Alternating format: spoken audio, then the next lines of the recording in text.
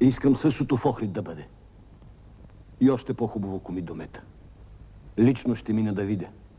И мислимо, щом нещо не е тъй. Разделиш ли ни, княже Борис? Тъй се налага. Но ме начинал да води хорото оплиска. А ти поведи го Охрида. Ала аз без наум съм яко лодка без весло. Ще бъдете двамината и весло, и лодка. Искам в Долна България, в третата част на земите ми, да се съгради книжовна стена срещу ромеите. Проумяваш ли, Климент?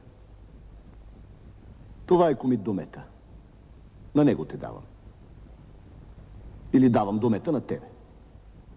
Или още по-точно да кажем, предавам единия на другия. И искам от двамина ви. От тебе, Клименте, и от тебе, Нуме. 1000 учители, четци, писци, клирици, духовници и книжовници. А сетне от тях ще поискам 1000 по 1000. И още искам да сътворите слова на наш си език. Прости да бъдат и ясни. Не по-ромейски или латински усукани, та да вникне във всичкото знание народа. Слово по слово и буква по буква.